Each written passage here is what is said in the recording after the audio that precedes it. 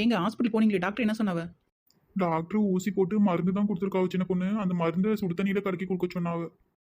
இந்த வயசுல லிமிட்டா சாப்பிடணும். பாய் வீட்டு பிரியாணி ஓசியில கிடைக்குதுன்னு வாங்கி ஃபுல்லா அமுத்திட்டாவ உங்க அம்மா. இப்ப வாந்தி ஒரு பக்கம், பேதி ஒரு பக்கம் புடிங்கிட்டு போயிட்டு கிடக்கு.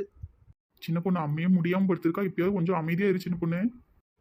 அத்தானே, அம்மையும் ஒரு வார்த்தை சொல்லிடக்கூடாதே, வந்துருவீல உடனே. சரி, போய் சுடு தண்ணி வச்சு அம்மைக்கு மருந்து கலந்து கொடு. என்ன மருந்து அந்த டேபிள் மேல வச்சிருக்கேன், எடுத்து கொடு. நான் போய் பழம் ஏதாவது வாங்கிட்டு வரேன். சாப்பிட்டானா நம்ம கொஞ்சம் தெம்பா இருப்பாவ. மருந்து பாட்டில் இங்க இருக்கு.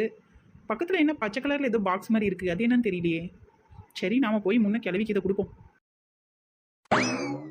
தேயோ, எழுந்துருங்க, இந்தாங்க மருந்தை குடிச்சிட்டு படுத்துக்குவீங்களாம். சரி, அப்படியே ஊற்றி விட்ற வேண்டியதுதான். ஃபுல்லாக போத்தி விட்டுருவோம், அப்பதான் கப்புன்னு வேர்க்கும். சின்ன பொண்ணே, வந்துட்டீங்களா? இந்த சின்ன பொண்ணு இதுல பழம் கொஞ்சம் இருக்கு, 2 பேருமே ஜூஸ் போட்டு குடிங்க. என்ன ம் சின்ன பொண்ணு, கிச்சன்ல கரப்பாம்பூச்சி அதிகமா இருக்குன்னு பூச்சி மருந்து வாங்கிட்டு வர சொன்னா இல்ல, அதுவும் பாரு டேபிள்ல இருக்கு, எடுத்துக்கோ. ஓ, அந்த பச்சை கலர்ல சின்னதாக பாக்ஸ் மாதிரி இருந்துச்சு, அதுதானே? இல்ல சின்ன பொண்ணு, அது அம்மைக்கு வாங்கிட்டு வந்த மருந்து. அது சுடு தண்ணியில கலந்து அம்மைக்கு கொடு. என்ன பாட்டில்ல ஒரு மருந்து இருக்கும் பாரு, அதுதான் பூச்சி மருந்து.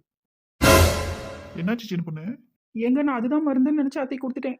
என்னம்மா?